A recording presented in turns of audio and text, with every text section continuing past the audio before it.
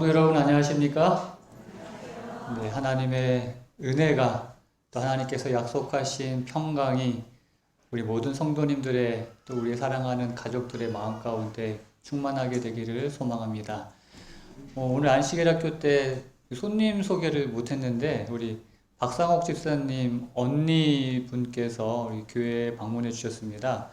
우리 저 앞에서 접수하시는 분들이 다 조카들이라고 이모 소개 안 해 주려고 저한테 명단 안 주셔가지고 그랬는지 모르겠습니다. 아무튼 네, 환영합니다. 우리 성함을 아까 저 뒤에서 말씀하셨는데 제가 박옥분 집사님, 네, 앞으로 소개해 주세요.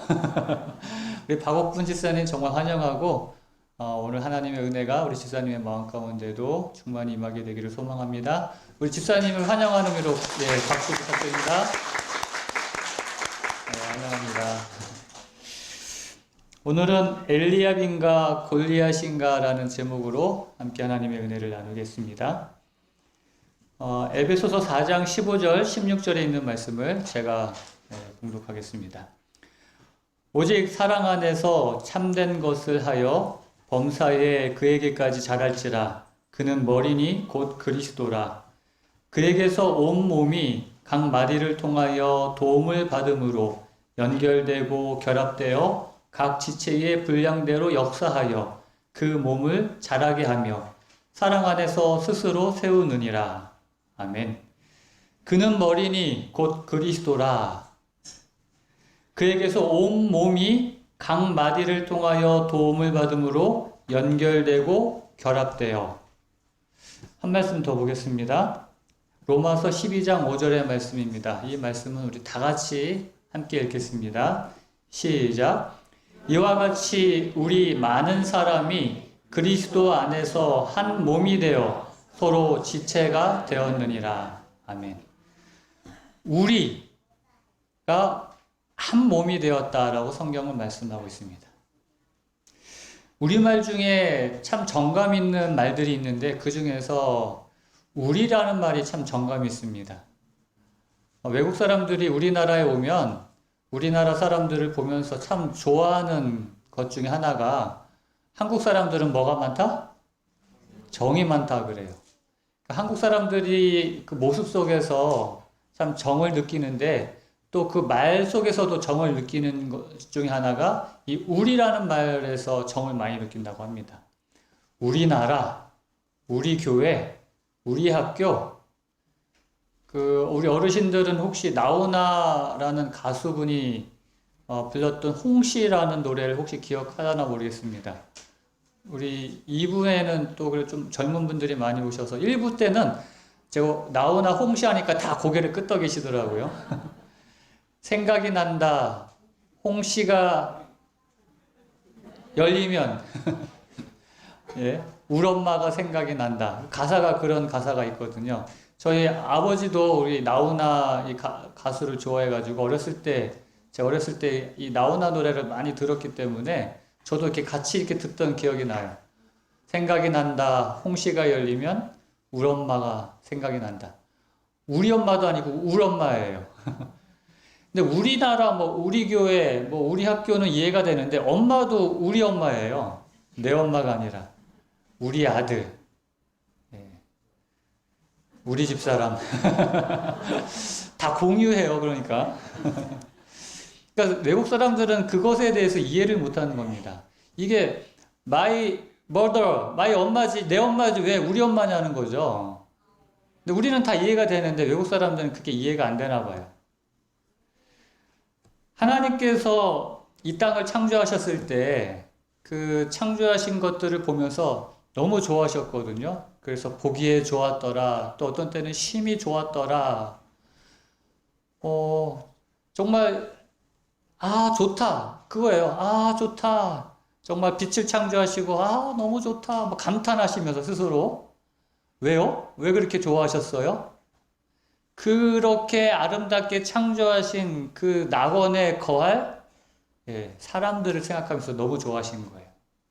그런데 하나님께서 좋지 않다라고 하신 적이 한 번 있어요. 그 죄가 들어오기 전에 그 죄 없는 낙원에서 좋지 않다라고 하신 적이 언제 그랬죠? 창세기 2장 18절에 보면은 여호와 하나님이 이르시되 사람이 혼자 사는 것이 좋지 아니하니, 여기에 딱 한 번 좋지 않다라고 하셨어요. 뭐가 좋지 않다고요? 혼자 있는 것이 좋지 않다는 것이에요. 그래서 하나님께서는 혼자가 아니라 우리가 되게 하시기 위하여 아담과 하와를 만들어 놓으셨습니다. 그 좋은 낙원, 그 에덴 동산, 아무리 낙원이라 할지라도 혼자는 좋지 않은 것이에요. 우리가 될 때 그것이 진정한 낙원이 되는 것입니다. 우리가 저 영원한 하늘 낙원에 가서도 사실 환경이 중요한 게 아닙니다. 가장 중요한 거는 그 낙원, 저 영원한 하늘이 정말로 낙원이 되기 위해서는 그곳에 함께 사는 우리가 있어야 된다는 것이죠. 저 혼자, 나 혼자 가면은 하늘 아닙니다. 우리가 함께 가야 하늘이 되는 것입니다. 그래서 선지자와 왕에는 이렇게 기록하고 있습니다. 반려자가 없었다면 에덴의 아름다운 광경과 유쾌한 노작도 완전한 행복을 줄 수 없었을 것이다. 그 에덴의 반려자, 다시 말하면 우리가 되지 않았다면 결코 낙원이 되지 않았을 것이라는 것이죠. 창조는 그래서 나가 아니라 우리가 될 때 완성되는 것이었습니다. 창조의 최종적인 결과는 우리가 되었을 때 완성되었다는 것이죠. 그래서 그것을 가족이라고 그랬고요. 그 가정은 우리 창조주 하나님께서 우리에게 주신 정말 가장 큰 선물입니다. 우리가 이 땅을 살아갈 때 이 가정이, 이 가족이 이 얼마나 든든한 버팀목이 되는지 여러분도 경험하지 않으십니까? 성경은 그래서 또 우리를 향한 그 하나님의 사랑을 가족으로 비유할 때가 많아요. 아버지 하나님, 또 신랑 되신 우리 주님, 또 맏형 되신 우리 주님, 이렇게 가족으로 하나님과 우리와의 관계를 설명하셨고, 또 우리를 하나님께서는 가족이라고 불러주셨습니다. 가족으로. 그래서 마태복음 12장 50절에 보면은 누구든지 하늘에 계신 내 아버지의 뜻대로 하는 자가 내 형제요 자매요 어머니이니라 고 말씀하셨어요. 아버지의 뜻대로 하는 자가 누굽니까? 누구예요? 여러분 아닙니까? 저와 여러분이 아버지의 뜻대로 하는 자임을 여러분 믿으십니까? 우리 아버지의 뜻대로 하기 때문에 오늘 이 안식일에 지금 성전에 나와서 또 가정에서 예배를 드리고 있지 않습니까? 아버지의 뜻대로 하는 자 모두, 우리 모두는 하나님의 형제요 자매요 어머니요 가족이라는 것이죠. 그래서 우리 주님께서는 우리를 부르셔서 우리라는 이름으로 그리스도 안에서 가족이 되게 하신 그 우리라는 그 의미를 좀 오늘 깊이 좀 생각을 해보려고 합니다. 우리 한국의 재림교회가 한 23만 명 정도 된다고 합니다. 우리 재림교인이요. 해마다 침례받는 숫자가 지금은 많이 줄어들어서 한 4,5천 명 정도 된다고 그래요. 좀 안타까운 것이 우리 한국의 우리 재림교회뿐만 아니라 우리 모든 교회들이 지금 이렇게 숫자가 줄어드는 그런 위기 가운데 있습니다. 그래도 한 해에 한 4,5천 명 정도 침례를 받으면 그냥 계산하기 쉽게 5천 명이 침례를 받는다 하면은 23만 명에서 다음 해에는 몇 명이 돼야 돼요? 23만 5천 명이 돼야 되는데 그 교회에 출석하는 그 평균 출석생이 있습니다. 우리 교회에서 기마다 이렇게 보고를 해요. 그 교회마다 보고된 것을 취합해서 그 통계를 내보면 해마다 평균 출석생 수는 줄어들고 있습니다. 이상하지 않나요? 해마다 5천 명이 교회를 들어오는데 침례받고, 그런데 교회의 숫자는, 예배드린 숫자는 늘어나는 것이 아니라 줄어들고 있다는 거예요. 이상하지 않나요? 뭐가 문제입니까? 새로운 사람이 그러니까 침례를 받는 만큼 더 많은 숫자가 교회를 떠나고 있다는 것이에요. 침례받고 3개월, 6개월, 1년 안에 많은 사람이 교회를 떠난다는 것입니다. 그 이유가 뭘까요? 가족, 우리가 되지 않기 때문에 그렇지 않나 생각이 됩니다. 새로운 사람이 교회에 들어오게 되면 성장 연구소나 이런 데서 이야기하기는 한 6명에서 7명이 그 가까운 친한 친구가 되어야지만 그 사람이 교회를 떠나지 않는다고 합니다. 근데 저는 7, 8명, 6, 7명이 아니라 한 3명 정도만 이 교회 안에서 가깝게 지낼 수 있는, 특별히 같은 비슷한 연령대가 아니더라도, 엄마 같은 이모, 또 우리 동생 같은, 또 조카 같은, 그런 친구 같은, 이런 가족이, 이런 우리가 한 3명만 된다고 해도 교회 떠나지 않을 거예요. 제가, 홍성교회도 작년에 새로 우리 교회에 이사 오셔가지고 가족이 된 그 가족들이 많이 있습니다. 근데 제가 안타까운 것은 코로나 때문에 우리가 예배밖에 드릴 수 없는 그런 상황이라 소그룹 예배도 못 드리고 식사도 같이 못하고 하기 때문에 이렇게 사귈 수 있는 기회가 없어가지고 아직도 서먹서먹하고 어색하고 낯설고 아직도 정이 안 가고 그렇게 해서 좀 어려워하시는 분들을 이렇게 볼 때마다 참 안타까워요. 원래 우리 홍성교회가 그런 교회가 아닌데, 그렇죠? 그런데 그럴지라도, 기회가 없을지라도 사실 우리가 지금 상황에서도 새로 오시는 분들, 또 새로 이사 오시는 가족들이 따뜻함을 느낄 수 있도록 할 수는 있습니다. 별거 아니에요. 만날 때마다 뭐 하면?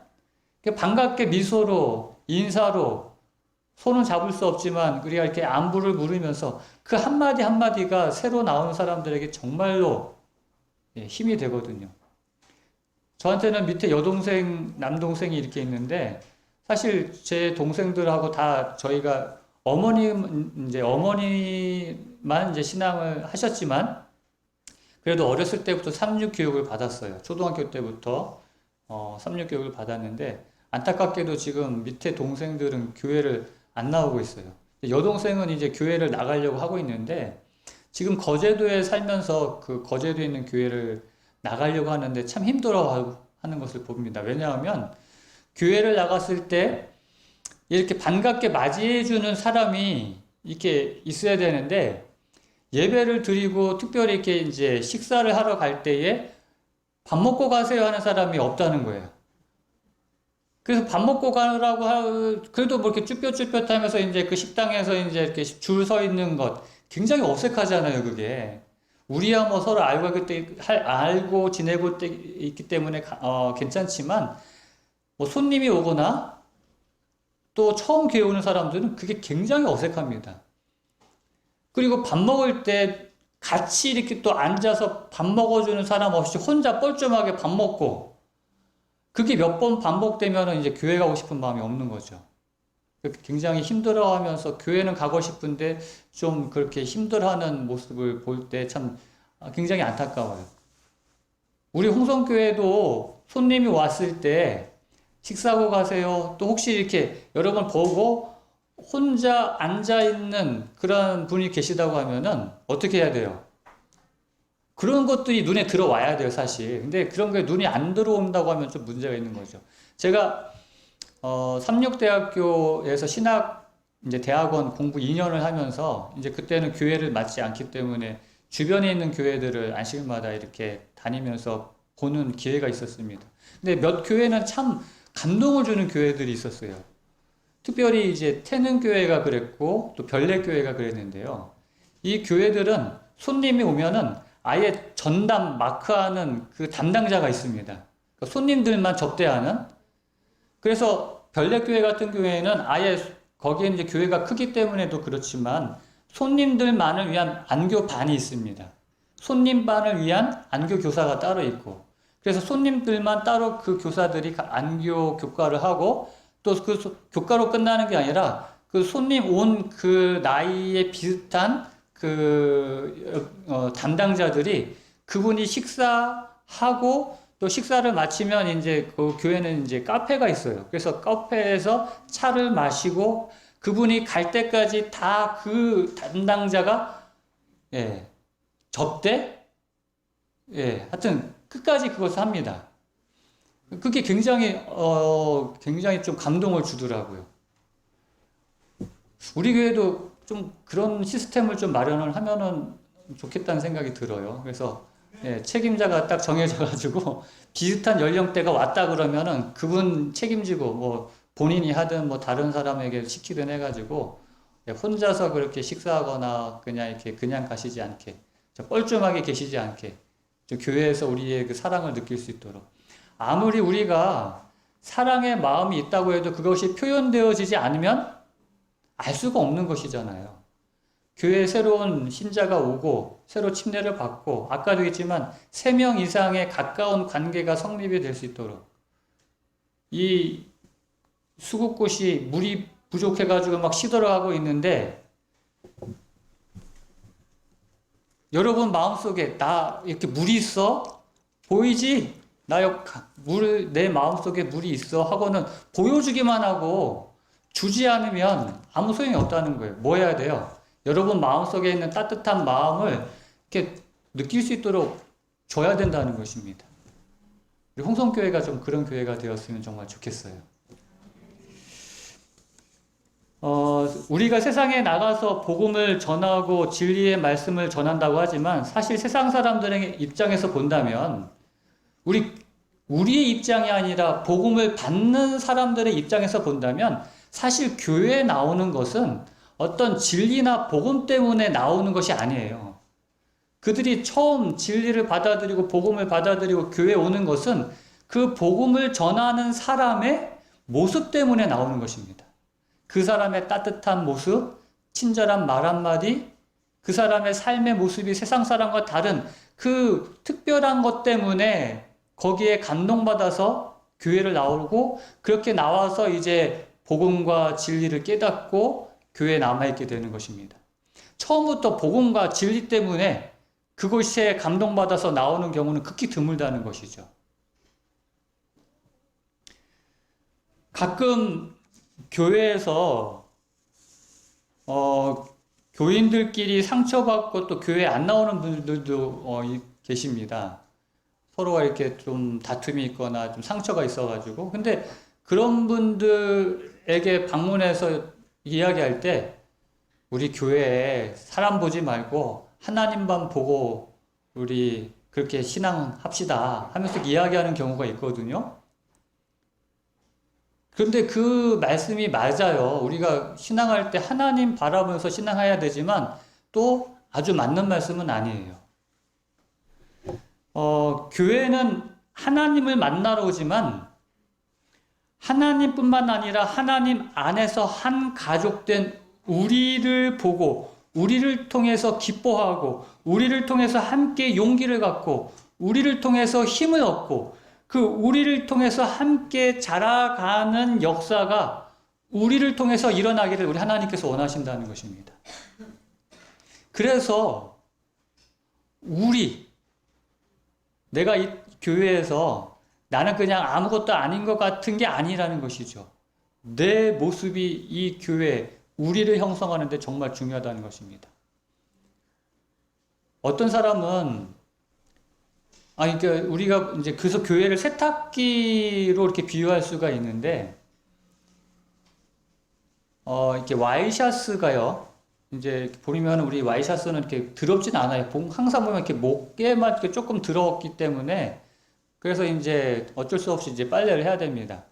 근데 하얀 와이셔츠가 이렇게 세탁기에 들어가려고 딱 보니까 이미 그 세탁기 안에 들어가 있는 빨래들이 보니까 막 그 기름때 묻은 작업복도 있고 우리 저기 하람이 에스더 같은 애기들 있는 집에는 똥 묻은 기저귀도 거기 들어가 있고 냄새나는 그 양말도 들어가 있고 그러고 보니까는 이 하얀 와이셔츠가 들어가기가 막 기겁을 하는 거예요. 나 못 들어갑니다, 나. 저기 들어가면 오히려 뭐 묻을 것 같아요? 오히려 더 더러워질 것 같다는 거예요. 나 못 들어갑니다. 그 거절하면 어떻게 됩니까? 그 와이셔츠는 결국 뭐 깨끗해 보일지는 몰라도 그 묻은 때가 비록 작은 때일지라도 결국 찌든 때로 지워지지 않는 그런 상황이 된다는 것이죠. 교회는 여러 사람들이 있어요. 아까도 했지만 우리가 그 사람들 가운데 상처받을 수도 있습니다. 그러나 교회 안에 뭐 흙 묻은 옷이든 뭐 똥 묻은 기저귀든 하얀 와이샷은 간에 어찌됐든 더러움이 있는 그 사람들이 그 교회 안에 와서 어떻게 돼요? 섞이면서 예수 그리스도의 보혈의 피와 성령의 은혜와 그 물과 세제로 인해서 그 안에서 돌아가면서 결국 깨끗해지는 것이지 결코 혼자서 깨끗해질 수 있는 것이 아닙니다. 그래서 하나님께서는 우리를 부르실 때 성자로 부르신 것이 아니라 성도로 부르셨어요. 여러분, 그래서 교회는 하나님을 보러 온 것이 맞지만 때로는 사람을 보러 온 것도 맞아요. 우리가 어떤 사람이 되어야 하는가 생각해 봐야 될 필요가 있는데 우리는 그래서 한 몸으로서 오늘 이 말씀을 통해서 우리가 정말 우리 됨을 확인하는 그런 시간이 되기를 바라는 것입니다. 우리가 우리 됨을 확인하기 위해서 제일 먼저 우리는 무엇인가라는 이제 성경 말씀을 통해서 확인을 해봐야 되는데 성경은 우리가 교회됨을 표현하는 여러 상징적인 표현들을 많이 하시지만 특별히 처음에 본문의 말씀처럼 그리스도께서 우리의 머리이시고 우리는 그 몸된 교회의 각 지체로서 설명을 합니다. 여러분 한번 따라해 보시기 바랍니다. 주님은 머리이시고 우리는 몸의 지체다. 그래서 로마서 12장 5절에 우리 처음에 읽었었죠. 이와 같이 우리 많은 사람이 그리스도 안에서 한 몸, 이 한 몸이 되어 서로 지체가 되었느니라. 여러분, 이 한 몸이라고 하지만 여러 지체가 있어요. 이 지체 가운데, 여러분 몸 가운데 마음 안 드는 부분이 있습니까? 좀 고치고 싶은 부분이 있지 않나요? 그냥 거울 보면 다 만족해요. 아, 완벽해. 그렇습니까? 저도 마음에 안 드는 부분이 한 군데 있어요. 뭐 여러 군데 중에서 제일 마음에 안 드는 부분이 하나 있는데 이 뒤통수가 마음에 안 듭니다. 저는. 이게 납작해가지고 아침마다 이 머리를 감고 이게 좀 공을 좀 들여야 돼요. 안 그러면 딱 붙어가지고 정말 마음에 안 들어요. 그런데 어느 날 보니까 뒤통수 성형수술도 있더라고요. 진작에 알았더라면 했을 텐데 지금 이 나이에 하기는 좀 그렇고 별거 아니더라고. 보니까 뭐 이렇게 조금 찢어가지고 거기에 이제 그 본 시멘트라고 있어요. 뭐 이렇게 뼈에 붙는 시멘트 같은 거, 진짜 시멘트는 아니고 굳는 뭐 그런 고용물 같은 건가 봐요. 그래서 거기 주사기에다가 넣어가지고 여기다 넣어가지고 이렇게 만져져가지고 이렇게 볼록 튀어나게, 예? 좀 이렇게 하는 간단한 겁니다. 그래서 뭐 1시간도 안 걸리고 그날 수술 받고 바로 퇴원해가지고 뭐 별로 아프지도 않다고 그래요. 돈은 얼마인지 모르겠어요. 한번 할까요, 진짜?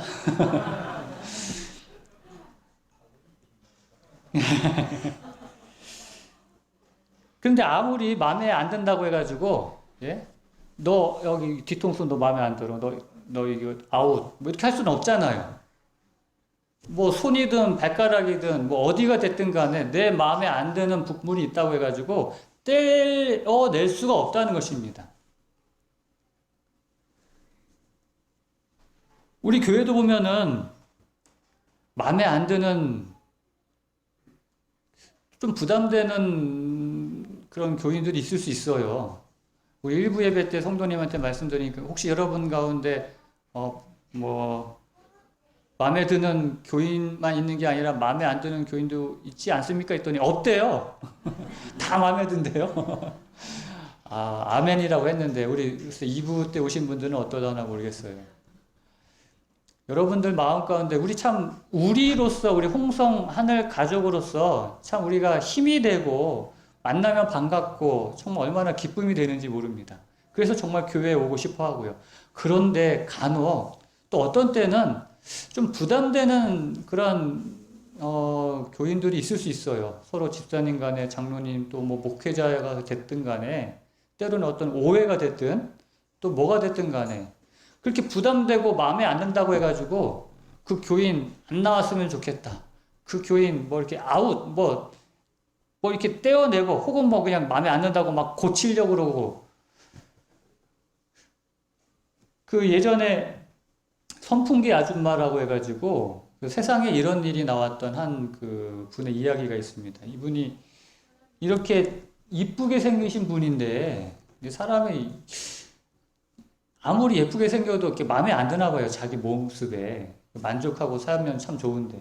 그래가지고 몇 번의 성형을 하고 하다가 그 성형 수술이 또 잘 되면 다행인데 또 안 돼가지고 이렇게 몇 번 하다가 막 이제는 그것이 중독이 돼가지고 나중에는 어떤 지경에까지 이르렀냐면 콩기름, 그러니까 식용유, 로션 같은 것을 그냥 주사기에 넣어가지고 자기가 직접 자기 얼굴에다가 주사하는 지경에까지 이르러서 결국은 이렇게 아주 이상한 얼굴로까지 바뀌게 된 것입니다. 마음에 안 든다고 뜯어내고 고치고 막 바꾸려고 하면 할수록 우리 몸은 그만큼 병들고 쇠약해진다는 것이죠. 그래서 성경에 고린도전서 12장 21절에 눈이 손더러 내가 너를 쓸 데가 없다 하거나 또한 머리가 발더러 내가 너를 쓸 데가 없다 하지 못하리라. 눈이 손보고 야 너 쓸모없어 하고 이렇게 잘라버릴 수 없다는 것이죠. 머리가 발보고 너 냄새나 하고 이렇게. 여러분 직장에서 우리 몸에서 제일 부끄러운 부분이 이제 어떻게 보면 이렇게 항문일 수가 있는데, 제가 이제 병원에 있을 때 직장암 걸리신 분들 보니까 이렇게 배변팩을 이제 직장 수술을 받으면 이렇게 배변팩을 이제 평생을 차고서 이렇게 생활을 하셔야 돼요. 여러분 이 항문이요 얼마나 중요한지 모릅니다. 그거 냄새나고 더럽고 창피하다고 해서 잘라버릴 수가 없다는 것이에요. 우리 몸은, 우리 신체는 그냥 액세서리가 아니에요. 그냥 좋으면 달고 마음에 안 들면 잘라버리고 떼어내버리고 할 수 있는 것이 아니라 우리는 예수 그리스도의 몸된 교회, 그 몸의 지체로서 정말 소중한 한 몸이라는 것이죠. 그런데 우리 몸 가운데 두 가지 참 안 좋은 곳이 있습니다. 이 안 좋은 것이 두 가지가 있는데, 첫 번째는 암입니다. 사실 이 암도 우리 몸 중에 하나예요. 이 암이 뭐 몸 밖에서 다른 것이 들어와 가지고 된 것이 아니라 우리 몸의 정상세포가 변질이 돼 가지고 그래서 암세포로 바뀌어진 것이에요. 그러니까 이 정상세포가 헷가닥 해가지고 원래 이 세포는 서로 이렇게 주고받으면서 이렇게 함께 상생하는 것이 이 세포예요. 근데 이 암세포로 변질된 이 암세포는 다른 세포는 전혀 생각하지 않습니다. 자기만 생각하고 자기만 먹어요. 그리고 옆에 주변 조직까지도 다 빨아먹어가지고 자기만 불립니다. 그게 암의 특징이에요. 죽지도 않아요, 암은. 사람이 죽을 때까지 무한 증식하는 것이 암세포인 것이에요. 그리고 또 하나 안 좋은 것이, 우리 몸에서 안 좋은 것이 이 자가 면역 질환이라고 해서 우리 몸에는 아주 중요한 이제 그 세포, 중요한 작용을 하는 것이 그 면역 세포가 있습니다. 밖에서, 우리 몸 밖에서 바이러스나 또 세균, 이런 것들이 들어왔을 때 몸에서 그것을 싸워 이길 수 있게 하는, 말하자면 우리 몸의 어떤 군인 같은 거예요. 경찰, 군인. 그래서 코로나 바이러스가 들어오면 이 경찰 군인이 그것을 싸워가지고 이기는 그런 역할을 하는 것이 면역세포인데, 이 면역세포도 어느 순간 이렇게 헷가닥 해가지고 밖에 들어오는 적군과 싸우는 것이 아니라 내 몸과 싸우는 거예요. 내 몸을 적으로 오인해가지고. 그럼 어떻게 되죠? 그래서 이 자가 면역 질환이라는 것이 한 100여 가지가 넘어요. 어느 한 군데에서만 생기는 것이 아니라 어디든 공격을 하면 그 부분에서 그런 질환이 생기는 겁니다. 몸 전체에서 다 생길 수 있어요. 뭐 루푸스, 여기 보면은 뭐 전신 홍반성 낭창, 뭐 이런 피부 보통 많이 생기거든요.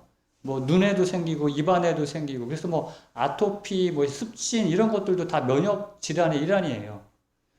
그리고 대표적인 것이 중에 하나가 류마티스 관절염. 이것도 면역세포가 자신의 세포, 자신의 몸을 공격하기 때문에 일어나는 그러한 질환 중에 하나거든요. 내 몸인데도 다른 몸인 줄 알고, 적인 줄 알고, 오인해서 공격하는, 그래서 아까도 했지만 자기만 생각하는 그 암, 내 몸인데도 공격하는 이 자가면역 질환, 이 자가면역 세포, 우리 몸에서 제일 안 좋은 두 가지 것 중에 하나라는 것입니다. 저도 예전에 말씀을 드렸지만 이제 새로 오신 분들은 아마 저 모르실 거예요. 저도 좀 아팠던 적이 있었거든요. 제가 골수 형성 이상 증후군이라는 그 혈액암으로 골수 이식을 받았었습니다. 그 백혈병의 한 종류라고 생각하시면 되는데, 그러니까 골수가 우리 몸에서 이제 적혈구, 백혈구, 혈소판이라는 피를 만들어내는데, 특별히 백혈구라는 피를 만들어내거든요. 이 백혈구가 바로 우리 몸에 면역 작용을 하는 그런 아주 귀중한 역할을 합니다. 근데 이 백혈구가 이제 이 골수가 망가지면서 그 백혈구, 적혈구, 혈소판의 역할을 못 해가지고 이제 굉장히 몸에 이상한 위험한 이제 일들이 일어나는 것이거든요. 그래서 이제 건강한 사람, 제 몸에 망가진 이 골수를 대신할 건강한 사람의 골수를 찾아서 제 몸과 이제 맞는 그 기증자의 골수를 찾아가지고 이제 이식을 받게 됩니다. 근데 그 이식하는 것이 이제 건강한 사람의 그 골반이나 그 척추뼈에서 그 구멍을 뚫어가지고 척추 안에 있는 골수를 이제 빼내가지고요. 그것이 제가 그 이식할 땐 한 1000ml에서 한 2000ml 정도, 한 2리터 가까이 이렇게 뽑아낸다고 그래요. 굉장히 많은 양을 뽑아내서, 그 다음에 그 수혈할 때, 여러분, 헌혈하거나 수혈할 때 그 수혈팩 있잖아요. 그런 데에다가 담아가지고, 이식이라고 해가지고 어디 째가지고 뭐 이렇게 삽입하는 게 아니라, 혈관에다가 그렇게 수혈받듯이 그 기증자의 골수를 그렇게 이제 수혈받게 됩니다. 그러면 이제 그것이 내 몸속에 들어와서 자기가 알아서 이제 그 골수에 가가지고 이제 생착을 하게 돼요. 굉장히 놀라운 정말 신비로운 그런 인체의 현상이에요. 그런데 그게 내 몸에 들어와서 이제 망가진 골수를 이제 항암 치료를 통해서 이제 제거하고 새로운 골수가 내 몸에 들어와서 이제 새로운 피를 만들게 됩니다. 그래서 이제 혈액형이 저도 이제 원래 O형이었지만 그 기증받은 그 골수 기증자의 혈액형이 A형이라서 새로운 피를 만들어내는데 이제 A형의 피를 만들어내는 거예요. 새로운 항체를 만들어내고. 근데 문제는 새로운 백혈구가 만들어지면서 이 새로운 면역세포가 뭐예요? 내 몸을 이상하거든요. 이게 내 몸인지 아닌지. 그래서 이제 이게 내 몸이 아닌 것 같다 하고 이제 오판하고는 뭐예요? 공격을 합니다. 그래서 이식받게 되면은 필수적으로 뭐 골수 이식이든 간 이식이든 뭐 심장 이식이든 무슨 이식을 받든지 간에 그 면역세포가 내 몸을 공격하지 않도록 면역 억제제를 먹게 됩니다.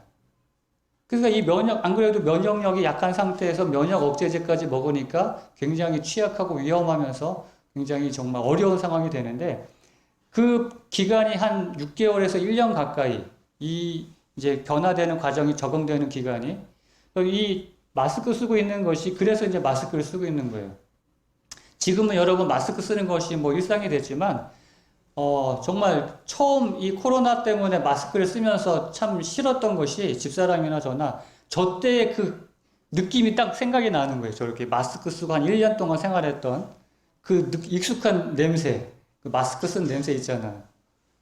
근데 내 몸에서 나온 이 면역세포가 내 몸이 아니라고 생각하고 공격했을 때 일어나는 다양한 반응들, 피부, 그래서 저에게 왔던 그 반응들이 이제 피부로 와가지고 막 피부가 막 가려움증이 생기고 저는 대상포진인 줄 알았어요. 그래서 검사까지 받을 정도로 막 그렇게 가렵고 입안이 막 다 헐고 입맛이 다 막 사라지고 어떤 사람 경우는 눈으로 와가지고 막 하여튼 그 어디로 올지 몰라요. 그 면역 반응이.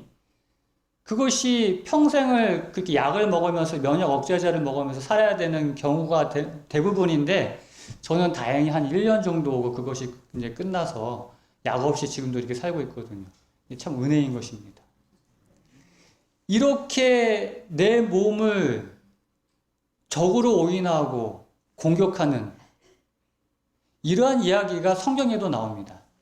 성경에 보면은 오늘 제목이 엘리압인가 골리앗인가이죠. 사무엘상 17장 26절부터 있는 말씀을 보면은 다윗이 곁에 서 있는 사람들에게 말하여 이르되 이 블레셋 사람을 죽여 이스라엘의 치욕을 제거하는 사람에게는 어떠한 대우를 하겠느냐? 이 할례받지 않은 블레셋 사람이 누구이기에 살아계시는 하나님의 군대를 모욕하겠느냐?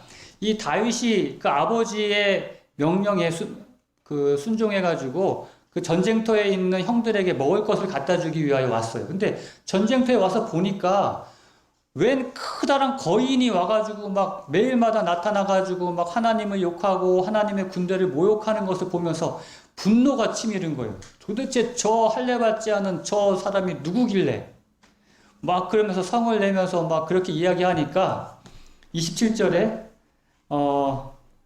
28절에 큰형 엘리압이 다윗이 사람들에게 하는 말을 들은지라 그가 다윗에게 뭐를 바라요?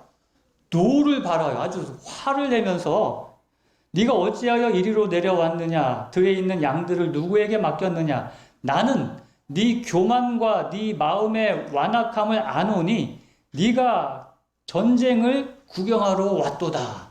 지금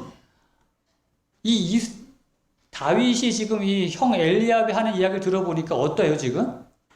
기가 막힌 이야기 하고 있거든요. 자기가 생각하는 자기의 상황과는 전혀 다른, 자기 마음과는 전혀 다른 지금 이야기를 하면서 자기를 공격하고 있는 것입니다. 이런 이야기를 들을 때 여러분 어때요? 말도 안 되는 소리, 또 내 마음과 같지 않은 그런 것들을 오해하면서 그렇게 나를 공격하고 나를 험담하고 할 때 여러분은 어떻습니까? 상처받잖아요. 가만히 있나요? 그리고 또? 아니잖아요. 아니, 형, 무슨 말을 그렇게 해? 내가 언제 그랬다고? 나는 아버지 제가 명령받고 아버지 말씀 순종해서 여기까지 왔는데 무슨 말이냐고 하면서 같이 이렇게 맞서 싸울 수 있는데 그런데 이 다윗의 반응은 이렇습니다. 29절 다윗이 이르되 내가 무엇을 하였나이까 어찌 이유가 없으리이까 하고 그리고는 중요합니다. 30절에 뭐예요? 돌아서서 다른 사람을 향하여 전과 같이 말하네. 여러분 이 엘리압은 다윗의 적이 아니에요. 아무리 그 엘리압이 말 같지 않은 정말 오해를 가지고 정말 이상한 이야기를 하더라도 다윗이 싸워야 할 적이 아니라는 것입니다. 다윗의 적은 누구예요? 골리앗이지 엘리압이 아니라는 것입니다. 오늘 우리 교회 안에도 혹시 나에게 상처 주고 나에게 힘들게 하는 엘리압이 있을 수 있어요. 내 마음을 오해하고. 그러나 그 엘리압은 내 적이 아니라 뭐예요? 여전히 내 형인 것입니다. 내가 싸워야 할 사람이 아니라는 것이죠. 우리가 그것을 잊어버리면 골리앗이 아닌 엘리압과 자꾸 싸우려고 한다는 것입니다. 여러분 꼭 기억하시길 바랍니다. 우리의 적은 엘리압이 아니라 골리앗이라는 것을. 하나님의 섭리로 우리가 홍성 하늘 가족이 되어서 함께 예배드리는 그 섭리가 무엇이겠습니까? 우리는 하나가 아니라 이 홍성 하늘 가족이라는 우리라는 이름으로 하나님의 그 뜻을 이루기 위해서 세움받은 그리스도의 몸이라는 것입니다. 사랑하는 성도 여러분, 오늘 우리 교회에서 내가 건강하면 우리 교회가 건강해집니다. 우리가 건강해지면 우리 홍성교회가 건강해지는 것이에요. 우리가 하나가 되면 하나님께서 영광 받으십니다. 마지막으로 성경 말씀 하나 읽고 마치겠습니다. 고린도전서 12장 27절. 정말 우리가 우리 될 수 있도록 오늘 이 말씀을 꼭 기억하시게 되길 바랍니다. 시작. 여러분들은 그리스도의 몸이며 한 사람 한 사람은 그 몸의 지체입니다. 우리가 되시기를 바라면서 오늘 말씀을 마치겠습니다. 하나님 아버지, 그리스도 안에서 한 몸이 된 우리 홍성 하늘 가족 우리 모두가 우리가 될 수 있도록 도와주시옵소서. 이제는 우리 하나님의 그 크신 사랑과 주님의 놀라운 은혜와 성령 하나님의 교통하심이 우리 모든 홍성 하늘 가족 성도들과 우리 모든 사랑하는 가족들에게 이제로부터 영원토록 함께하여 주시옵기를 우리의 구주 되신 예수 그리스도의 이름으로 간절히 축원하옵나이다. 아멘.